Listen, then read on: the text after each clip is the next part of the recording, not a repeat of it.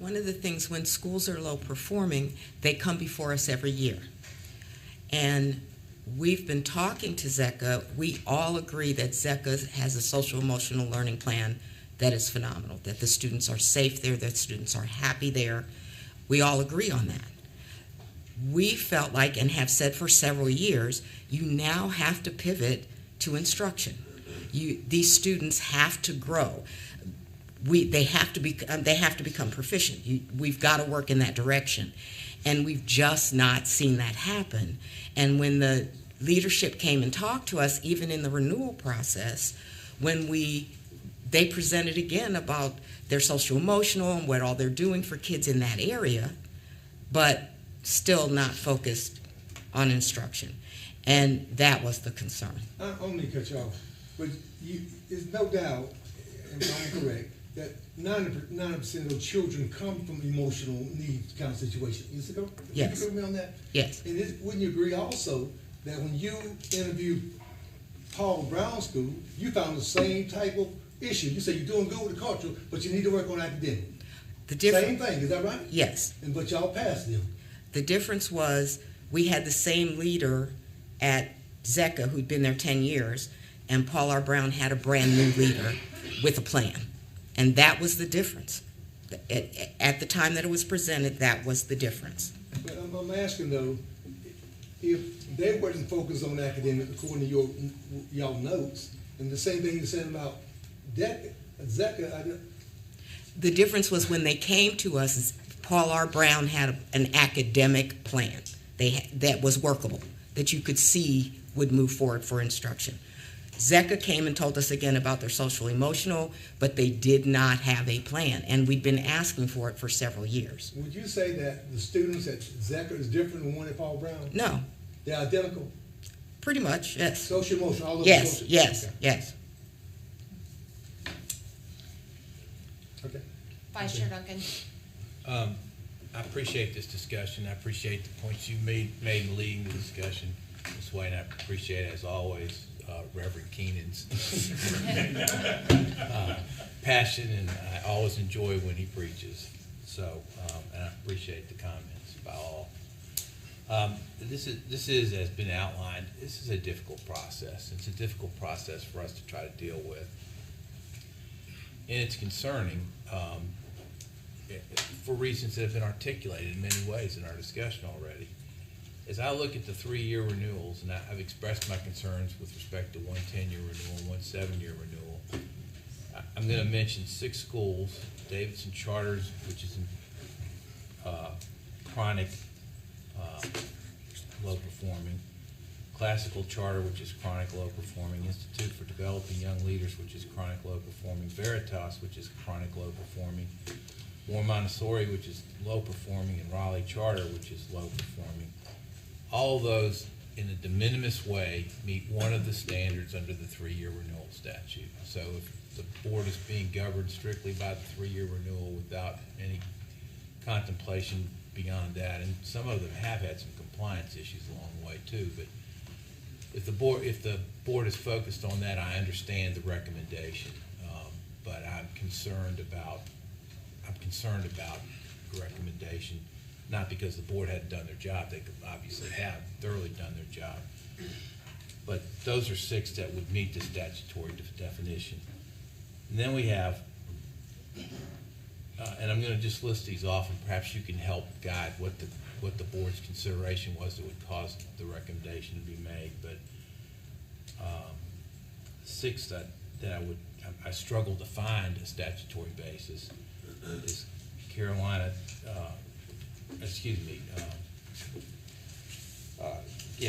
Charter Academy, which is below the thresholds on academic performance. It's not met growth and had compliance issues. It's low performing. Monroe Charter, which is low performing, met growth only 1 year. It would be required to meet it 2 years under the statute.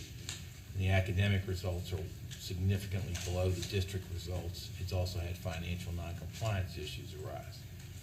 Paul R. Brown Leadership Academy, which is on the chronic low performing list, met growth only 1 year, has not met academic requirements or come close for the years listed.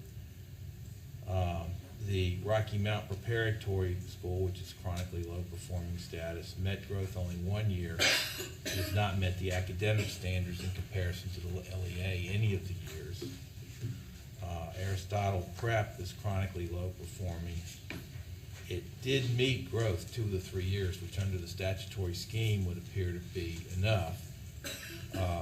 But I raise it because it's way below the district standards, academic standards, and it's had some compliance issues in its history. And finally, the Apprentice Academy has not met growth. It's well below the district standards, and it's had ESSER compliance issues. So I struggle to find a basis. Aristotle, I can hear one articulated, which it met 2 out of 3 years, but it's had other issues, and it's far below the district. I struggle to find a basis on these, and I also struggle to find, yes, we want choice. And I think traditional public schools want choice. Many districts have many, many, many choice school programs in their district, and certainly charter schools are offering choice in a lot of districts around the state, but not all, which is why I think we're particularly interested when we see an option that exists for a county or for students who really haven't had an option before, either from their local district or otherwise. But I would appreciate insight as to why these 6 in some way qualify in the opinion of the board. And we'll be quiet and listen. Thank you for providing that service. Yeah. So I think one of the primary reasons, and again, like Ms. White said, I hate to bring up COVID, but many of these schools don't have 3 years of academic data to even give a basis to fit them within the guidelines. So Carolina Charter Academy, for instance, we have 1 year of academic data for the school. They opened in 2019, but they had a 1 year delay, so that charter was given to them in 2018. And so they only have data from the 21-22 year. I will say compelling for Carolina Charter was that so they're being compared to Wake County, but you could walk to Harnett County in 5 minutes from Carolina Charter Academy. And comparatively, their enrollment, 47% of their students are coming from Harnett County. 10% are coming from Johnson County, and 43% are coming from Wake County. And if you compare Carolina Charter Academy to Harnett County, which is where the bulk of their students are coming from, they're actually almost 10 percentage points above Harnett County. So if we were to compare them based on the enrollment of the students, it's very close. Now, I know that's not in the statute, but if we look at the students. Additionally, for Carolina Charter, their 7th and 8th graders were comparable. All subgroups in 8th grade were comparable, and if you looking at the data, it felt compelling to me to see the growth between movement throughout the program, not as many comparable subgroups in 3rd grade, and as you move the students through to 8th grade, you see a lot more comparability. So that was for Carolina Charter.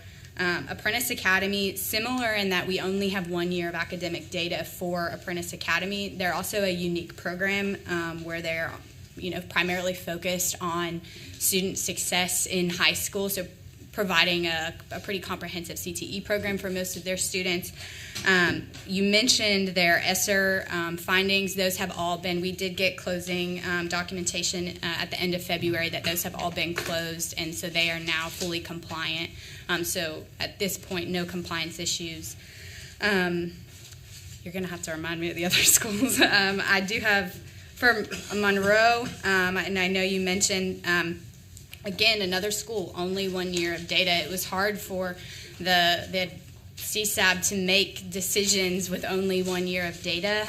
Monroe, I think compelling for them was their growth status. They met growth in reading and math overall. They exceeded growth in 5th grade, and then they met or exceeded growth in each individual grade in reading. So we're seeing a lot of gains in reading for that school, although their comparability is far below the districted school. Other schools you want me to comment on?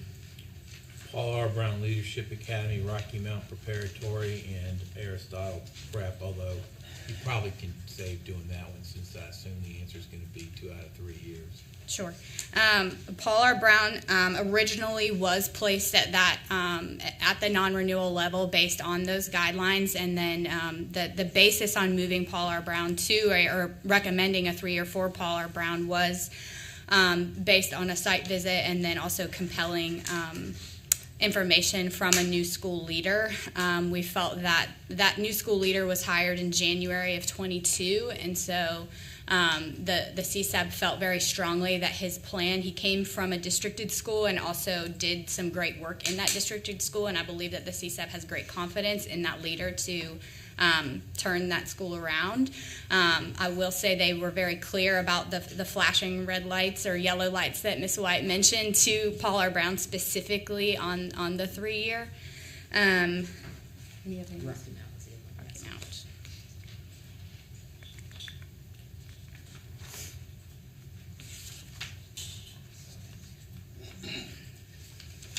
It's a big group.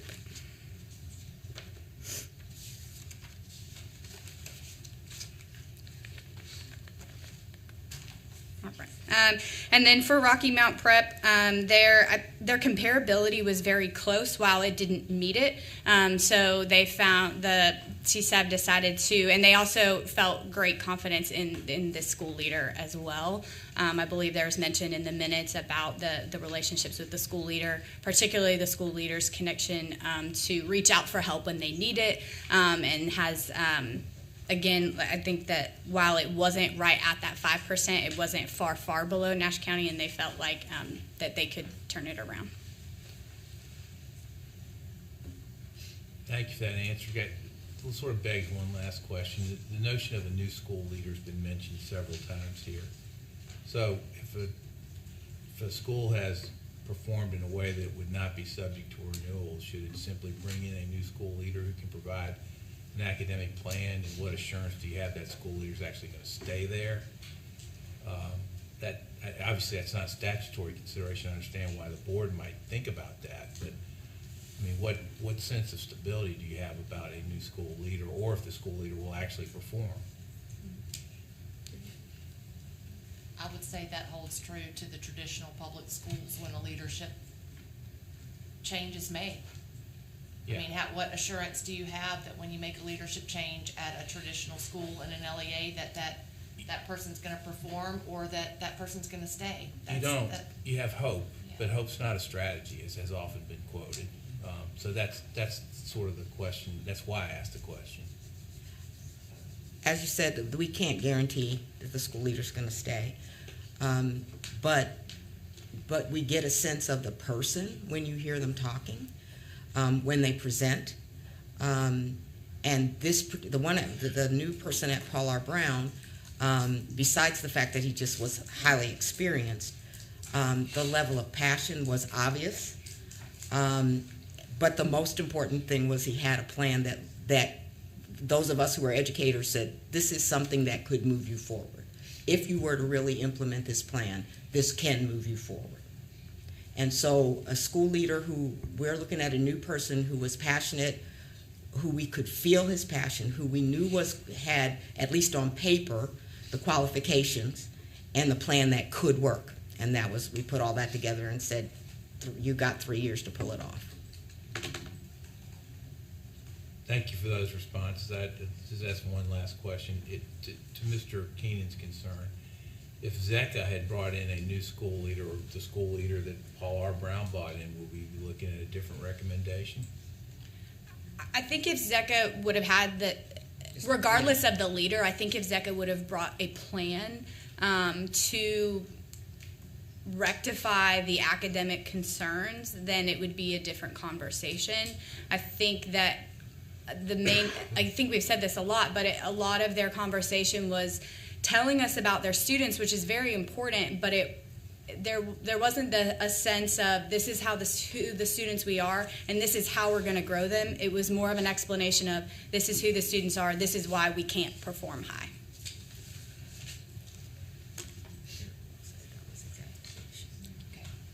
Okay. Dr. Hartman-Dine. Just this will take just a minute.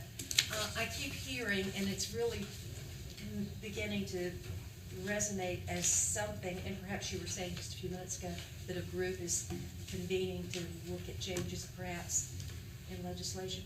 I hope this will be part of the discussion. When you look at side-by-side comparisons in subgroup rather than holistically the entire district, I think there's a different picture painted. Is that correct? Mm-hmm.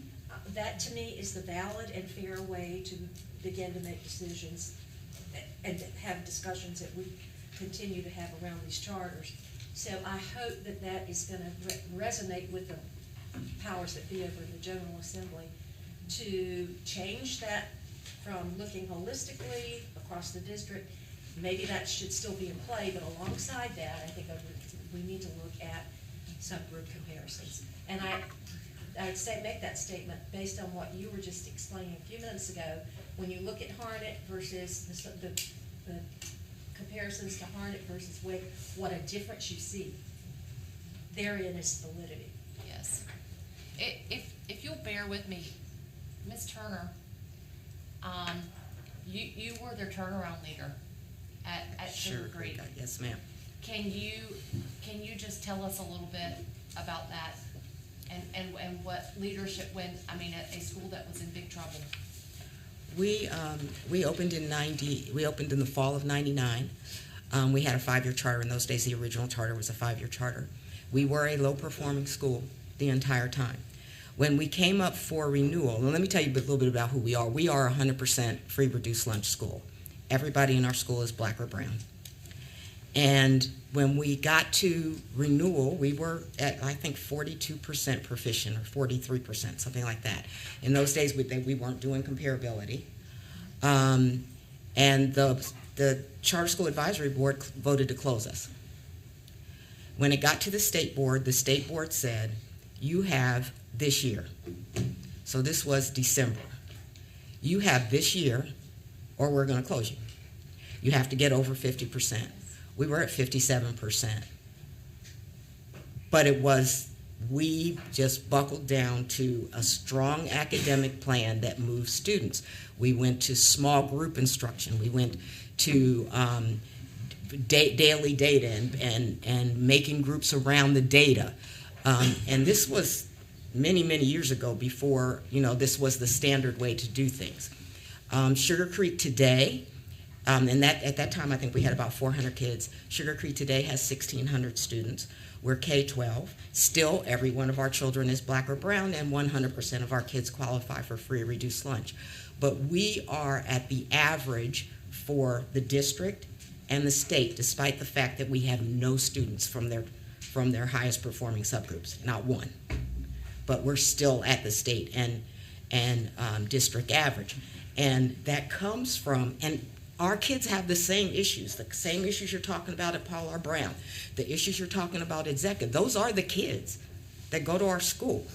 And so I absolutely understand the need for the social emotional support. And we have, at our high school, we've got 6 counselors. Like, I absolutely understand that the support that those kids need.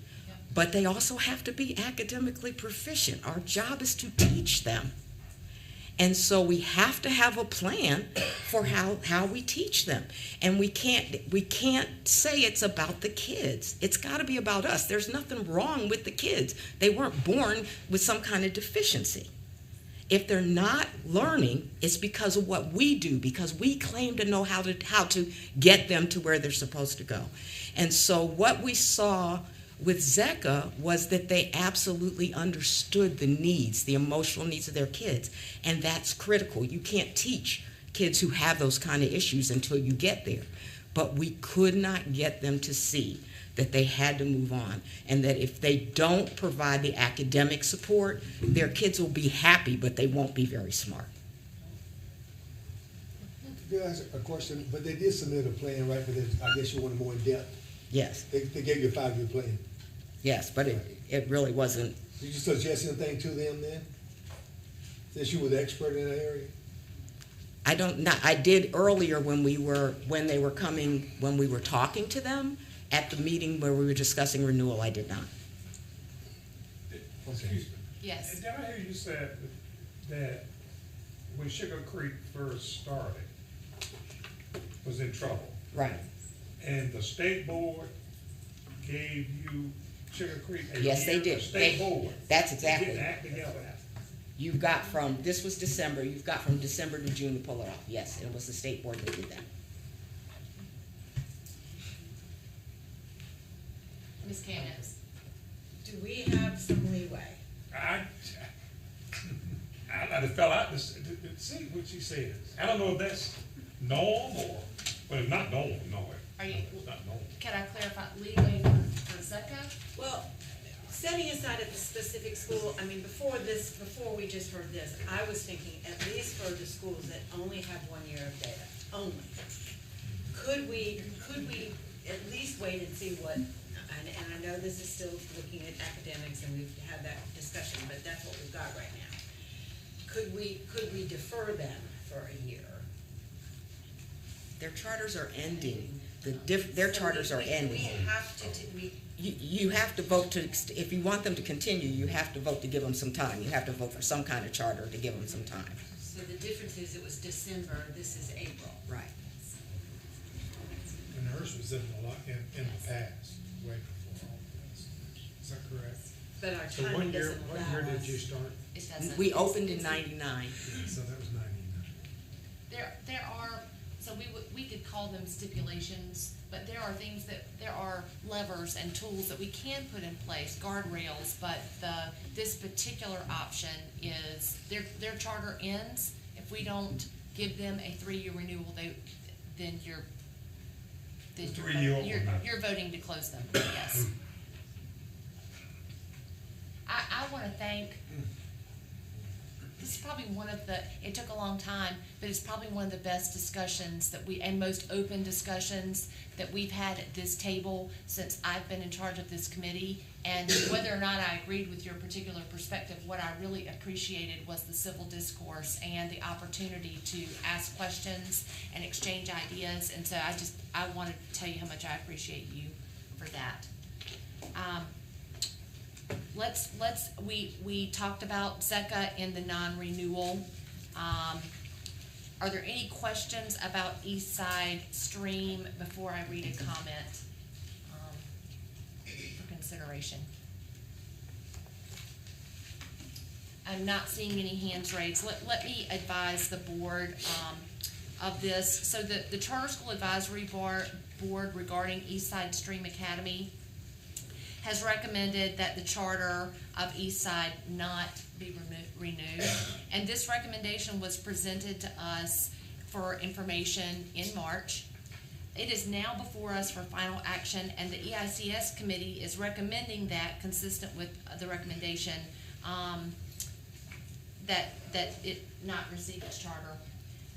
During the consideration of the renewal of the charter school, East Side Stream, several third parties reached out to the Office of Charter Schools regarding the possibility of assumption, which is one of the things that can happen during the process where another operator assumes leadership or assumes operation of the school.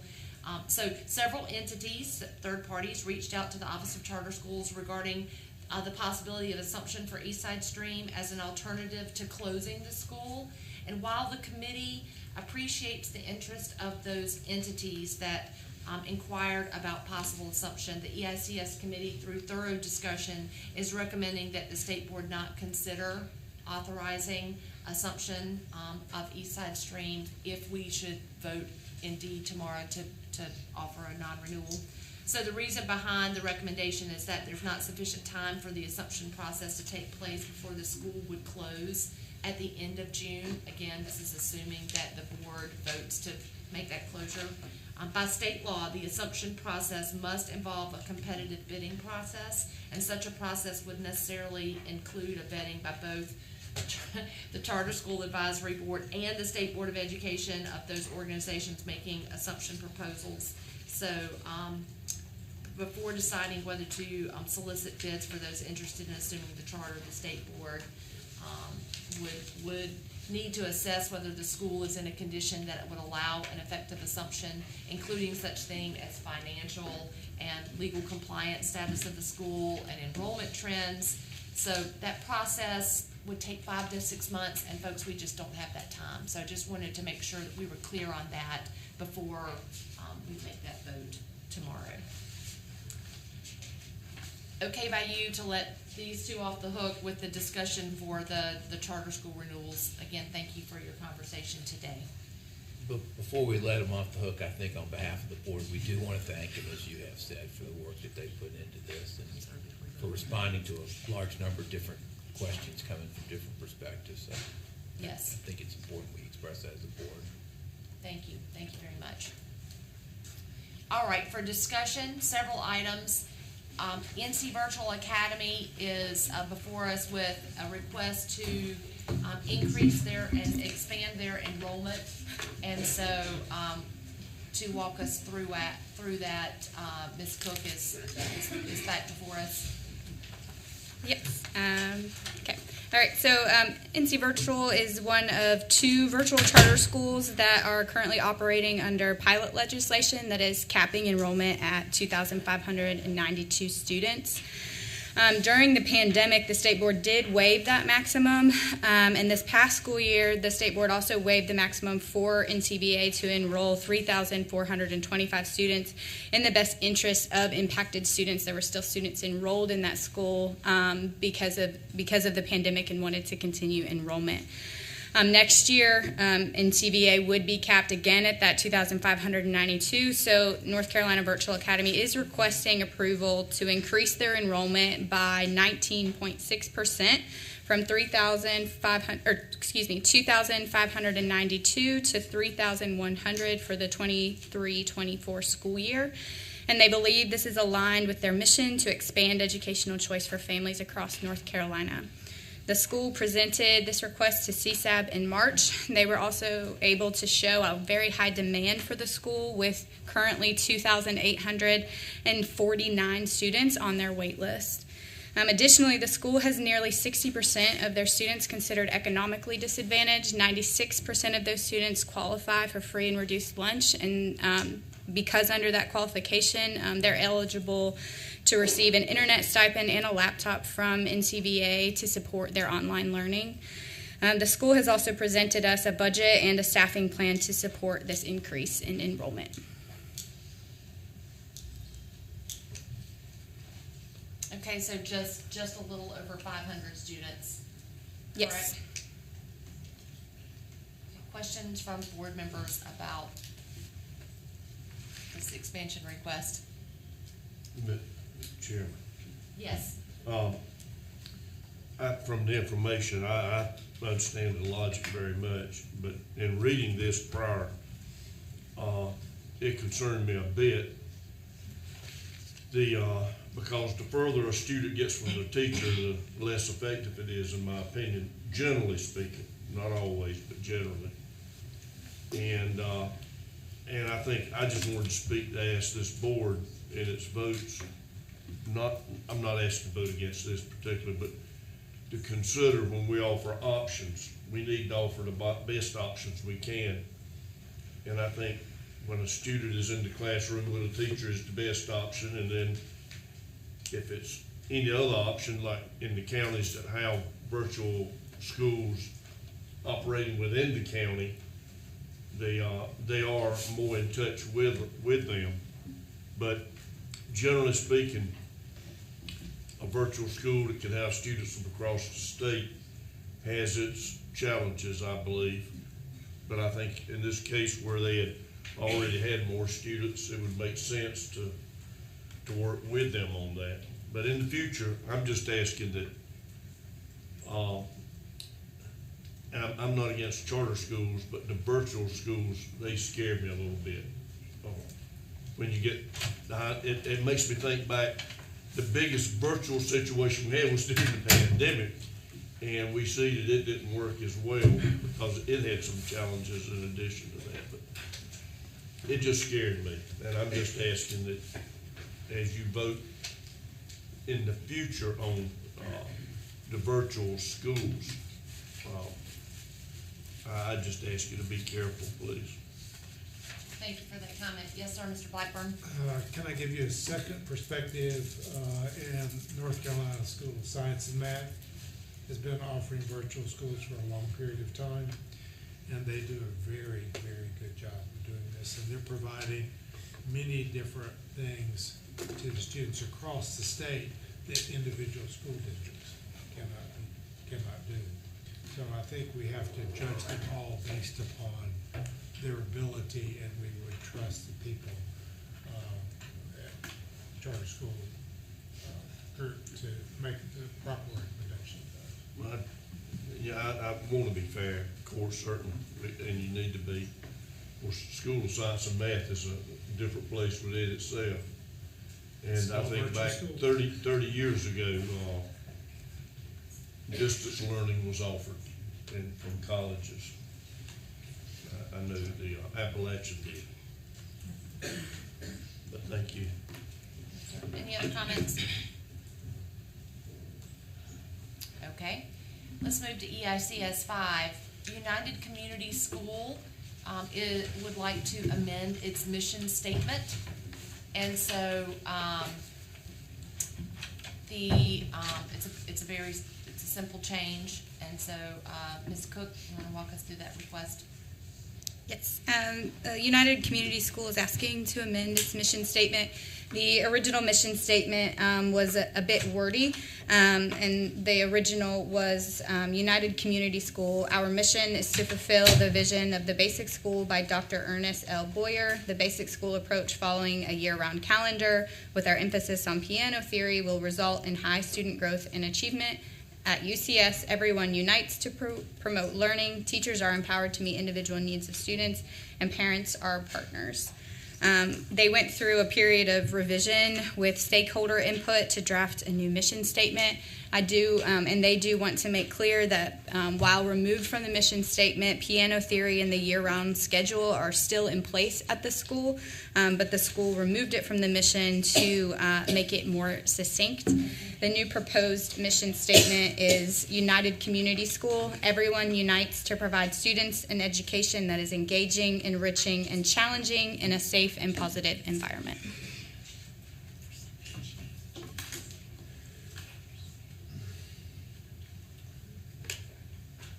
We apologize for our rudeness wherever you're having a sidebar.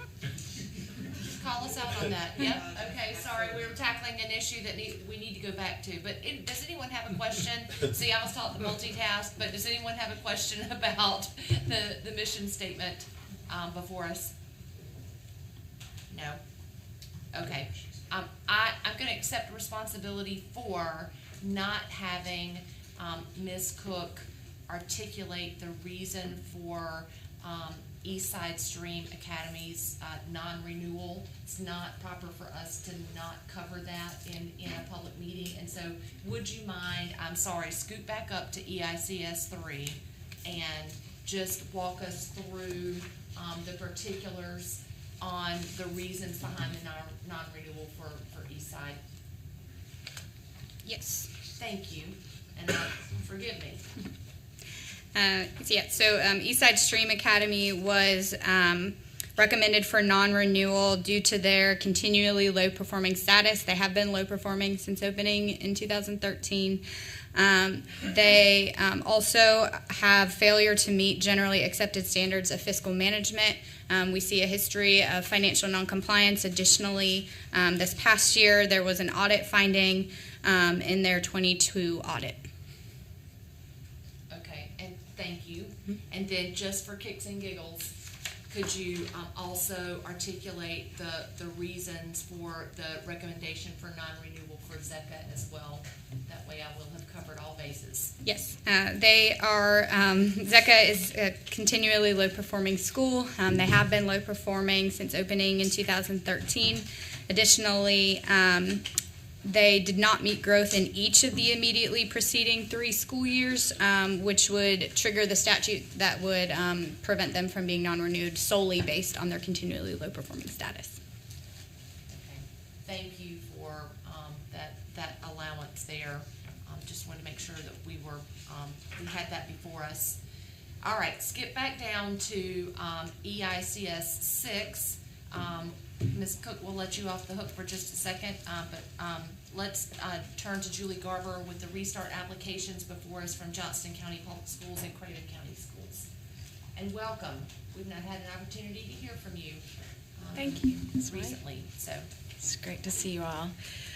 Vice Chair Davis, Vice Chair Duncan. I apologize. Superintendent Truitt and board members, it's nice to see you all. Forgive me for my tongue-tying. I am here before you to present the restart applications from Johnston County Schools as well as Craven. We have connected. Usually we always present and bring to you a connection, of course, with your state board plan, which has been recently updated. So I just want to point out to you again where Restart Schools fall in the component 1. So you see them fall in component 1, and now we have joined together meeting or exceeding annual expected growth overall and by subgroup together. So that's an update for you. So currently we have 150 Restart Schools that have been approved by you. And today we have from Johnston County Schools first, 3 Restart Schools that are being recommended to you. We have 2 that will be recommended for this upcoming school year to be implementing right away, and then 1 Smithfield Selma to be implementing, have a full year of planning. They are looking for stakeholder input, for calendar flexibility, and they want to take the time to really gather that information, and so they are requesting implementation in 24-25. So that means that currently they have 6 Restart Schools, and if approved, they would have 9. So then we go to Craven County Schools, and they are requesting 2 restart applications, and these 2 schools are also requesting a planning year, so they would be implementing 24-25. Again, Craven currently has 3 restart schools, so they would have a total of 5. With both districts, I can tell you from experience and communicating with their district support, they have a strong, what we call a restart district restart contact, who is an advocate for the schools, who communicates and is that liaison between the state and the district and provides really strong support. I can tell you that they already have strong district and school collaboration for the restart model. So with that, if approved, there would be 155 restart schools in the state, and of course, what you see here, 8 then cohorts by the year that they are implementing. So I'll pause and just ask if you have any questions. What questions do you have?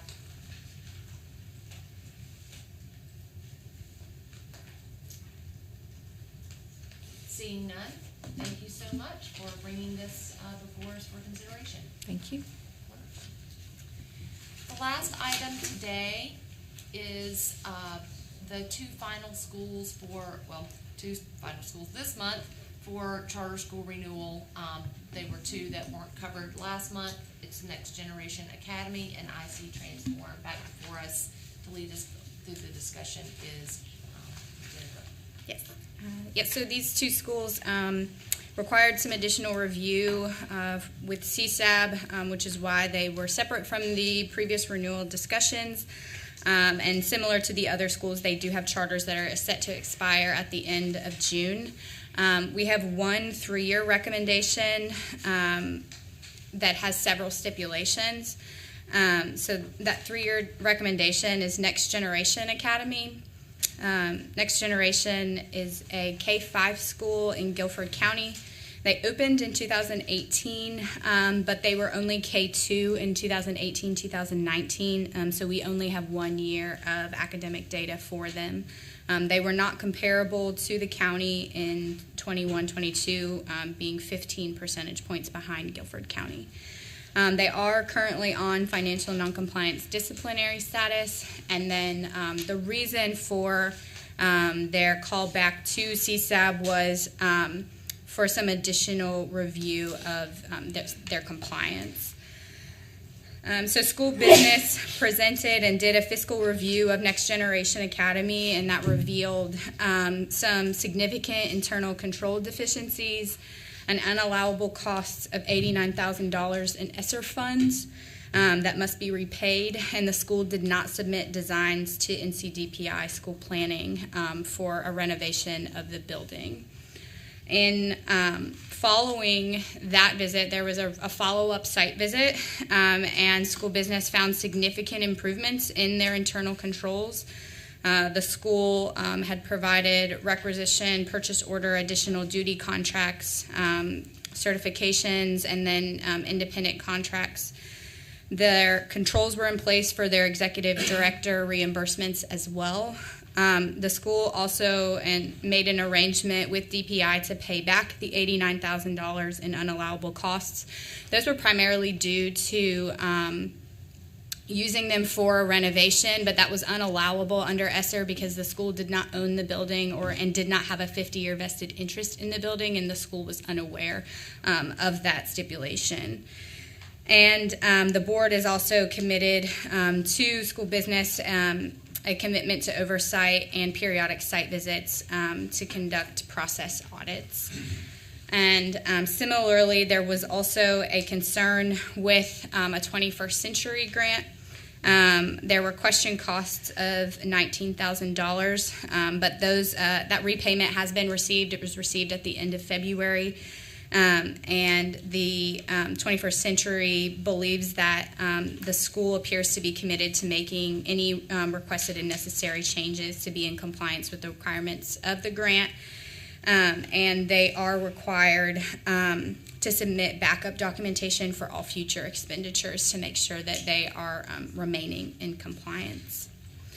So with all of that being said, the CSAB did recommend a 3-year renewal, but felt that because the school had made significant changes, but they also felt that they needed a very tight rein because of the originally presented compliance issues. So those stipulations would be that the school will provide quarterly financial and academic reports to the Office of Charter Schools and to the Charter School Advisory Board the first year after that, so this coming school year. And that would be the year in between when they wouldn't be in the renewal process again.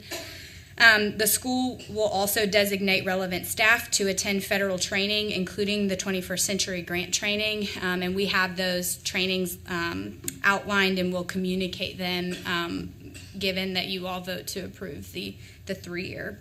And then the OCS will report on the May and September 1st payment due dates. That was for the ESSER funding. I can report today that the school has made the May payment already.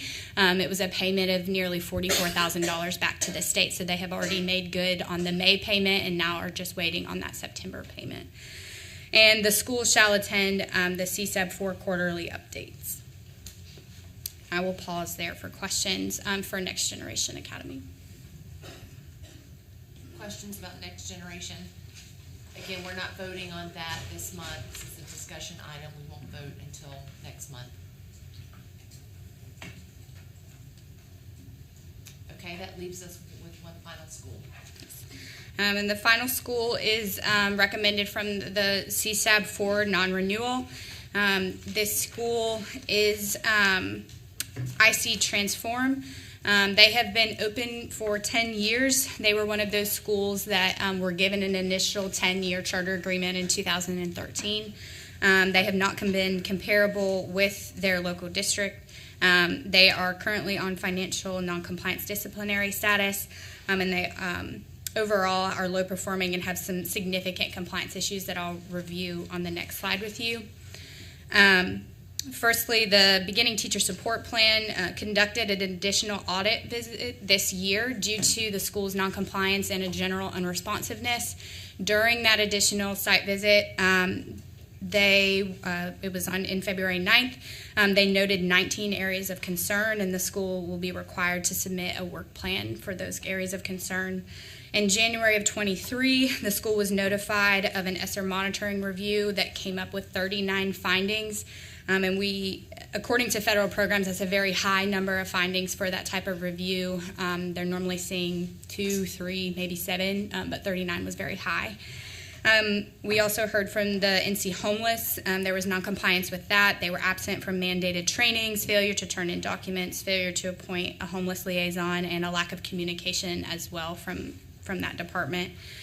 Lastly, there was a site review done with school business, and I attended that site visit as well. That site visit revealed noncompliance with truancy law, attendance reporting requirements, missing cumulative folders, and so after that site visit, that's when CSAB gave them, there was a documentation needed to be by March 6th, so CSAB gave the school a month, and we did a follow-up site visit. And so on the next slide, during the first site visit, we can see that the school,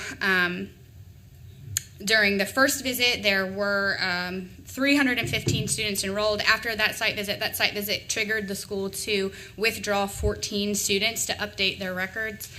In Power School, there was some noncompliance with this. On the site visit, we noted 48 students absent. The school only documented that 20 students were absent. On the updated site visit, they were accurate. 43 out of 43 were documented. There were also major issues with student attendance. 277 of their 315 students had 3 or more unexcused absences. Notably, 44 of those students had 10 or more unexcused absences, which would trigger truancy laws, and there was no evidence of letters or things being sent to trigger or to notify families of those extreme absences.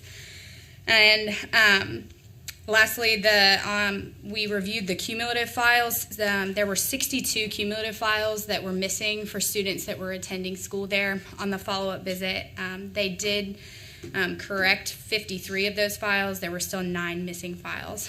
So overall, we found a pattern of noncompliance with Power School record keeping and truancy law.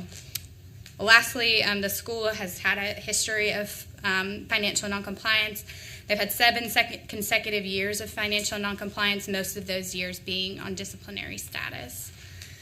The school has had the opportunity to come to CSAB. They have presented 3 different times over this renewal process to talk to us about what they're doing to fix the things that they are doing, but it wasn't sufficient to make CSAB feel comfortable enough to give them a 3-year. So ultimately, there was a motion to recommend non-renewal based on the failure to meet requirements for student performance contained in their charter and the failure to meet generally accepted standards of fiscal management.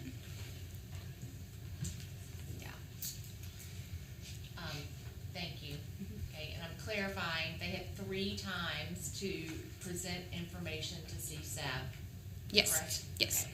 So I have some comments to read into the record. Today, the Charter School Advisory Board is recommending that the charter of Invest Collegiate Charter School not be renewed. The recommendation is being presented to the State Board of Ed for information at this meeting, and it'll be before us for final action at our meeting on May 4th. The Charter School Advisory Board met on March 6th and voted to recommend that Invest Collegiate not be renewed.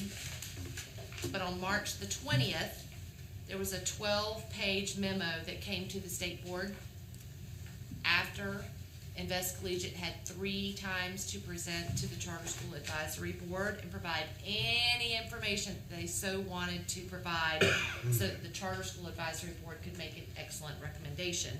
So on March the 20th, we received a 12-page memo to the State Board arguing why the charter should be renewed and presented new information that had not been shared with the Charter School Advisory Board earlier.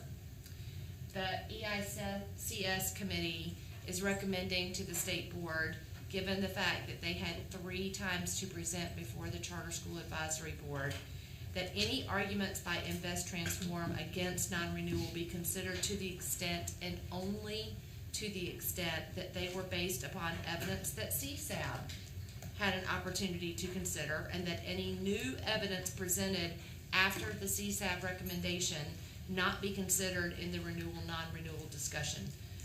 To do so otherwise would compromise and unfairly undermine the role of CSAB in the recommendation process. That concludes my remarks. Does anyone have a question while we have Ms. Cook at the podium about Invest Collegiate? Seeing and hearing none, Mr. Vice Chair, that concludes our work for the day. Thank you, Ms. White. You and Ms. Kamens have done some significant work here this morning. Yeah, so thank you very much to both of you for the work that you've done. This now brings us to our lunch break, and it is a little late from our original intended time. Why don't we try to get back at 1:50?